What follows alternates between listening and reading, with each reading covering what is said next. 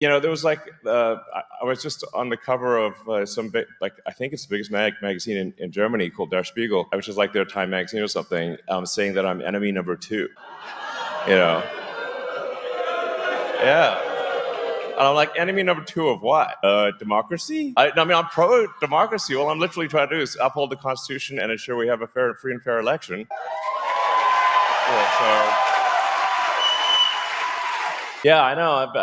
I'm definitely upgrading my security. It's like, no, but I have to admit, sometimes I'm a little shook by some of the things that I see. Like the level of vitriolic hatred on the left, which is supposed to be tolerant. They claim they're tolerant, and yet they're incredibly intolerant. Whereas on the right, I see people sort of tend to regard people on the left as misguided. Don't hate them. They're just mistaken. They're misguided. The amount of hate coming from the left is like, wow, next level. There's some evil stuff out there. I think we should embrace a diversity of views, and we should have reasonable arguments, and we should have debates. That's the essence of free speech, is that ideas survive when they're competing ideas in the marketplace of ideas. And if somebody says something that's incorrect, then that can be corrected. That's what happens on the X platform. People will say something, then others will add context to it, or they will correct it, or there'll be a community note. And this applies equally to the left and right. There's no thumb on the scale like there used to be.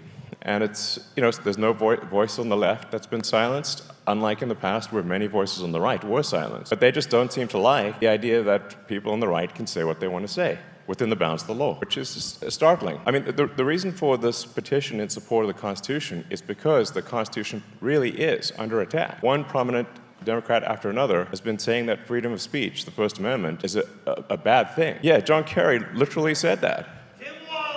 And Tim Walz. Yeah, and Hillary. Yeah, exactly. It's like a long list. They're not like, mid-level people it's like the top people in the Democrat Party are saying the First Amendment's an obstacle. They use the word disinformation.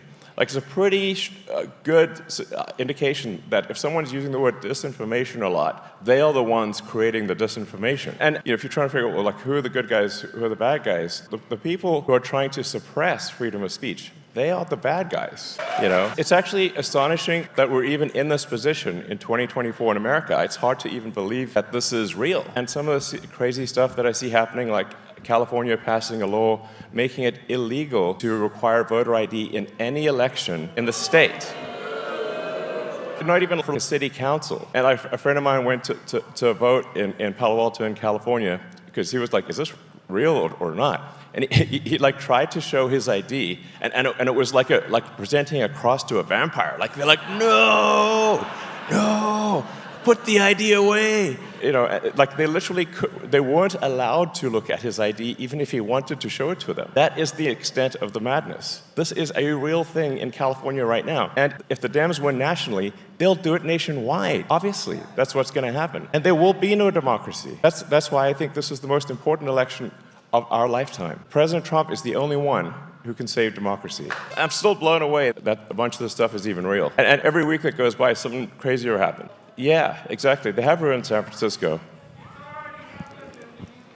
And the UK, right, there's like this movement to suppress freedom of speech throughout the world. Mars 2028. Occupy Mars. So, yeah, exactly. We want to do exciting, inspiring things that make you look forward to the future. Like sending people back to the moon, sending people to Mars, exploring the solar system.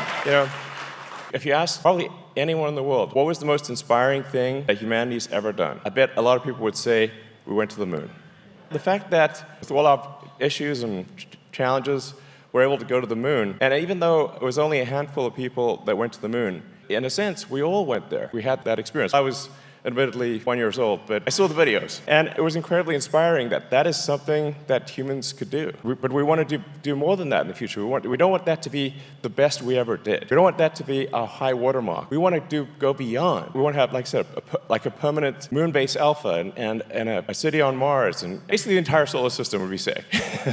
We want sci-fi to be real, not just fiction forever. You just generally want to think about the future and say that, well, there's going to be exciting, inspiring things that are going to happen that are better than the past. And that's what makes you look forward to the future. To sort of reiterate some of the key principles of what a Trump, I mean, obviously I think you guys know, but for people out there who may be listening, and especially for independent sort of swing voters who are maybe deciding which way to go, with a Trump presidency, we're going to get secure borders, we're going to get safe cities, we're going to get sensible spending, we're going to get deregulation, so we have sensible regulation, and we can unlock the power of the giant that is America. And we're going to uphold the Constitution. We're going to strengthen freedom of speech, right to bear arms, and the freedoms that people treasure, and reduce the burden that the federal government places upon the states and the people within the states. You know, what that's going to do is really just take a look at all the federal expenditures and say if something is not, if you're not getting great value for money for your hard-earned tax dollars, cancel it.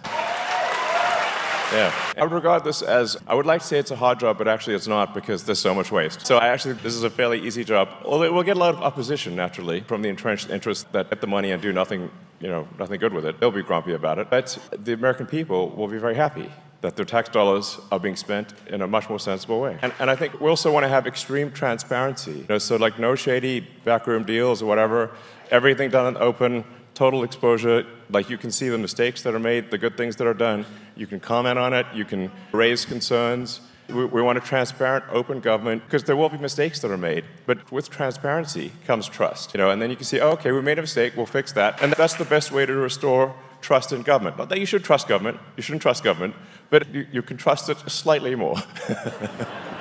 If there's at least transparency. So those are all the things that I think we get with Trump. On the other hand, with the Dem machine, there's almost no point in attacking Kamala personally because she's just a puppet of the machine. But if the Dem machine takes over, it has another 4 years. We'll obviously see wide open borders. We'll see our cities get less safe. We'll see extreme spending and inflation. We'll see the freedom of speech get taken away or severely undermined. We'll see the Second Amendment, right to bear arms, severely undermined. They've said they're going to do this. This is not like a secret agenda.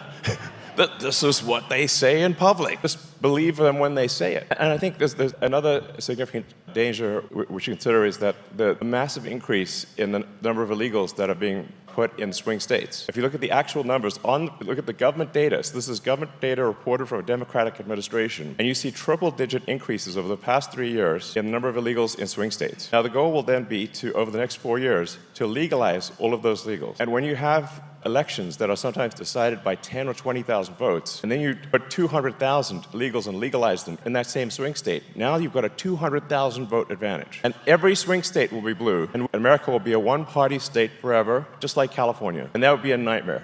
Democracy, gone. That's what I think will happen with the Kamala presidency. Mark my words. And this is why, people wonder, why am I politically active? Because I'm a technologist. I build rockets and cars and stuff. So what am I doing in politics? It's not, I don't want to be in politics. I want to be clear.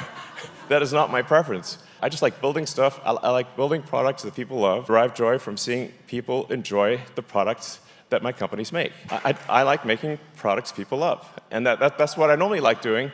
And I actually don't like politics at all. I hate politics. The stakes are so high here that I have had no choice but to take a stand. So it's not something I want to do. Yeah, dramatically increasing my risk of being assassinated and engaging in politics, not what I want to do. I do not have a death wish, but the stakes are so high that I feel I have no choice but to do it. And that's the reason. And thank you all for your strong support and everything you're doing to ensure that we have a democracy and that the right side wins. Thank you guys for everything you're doing. And thank you out there.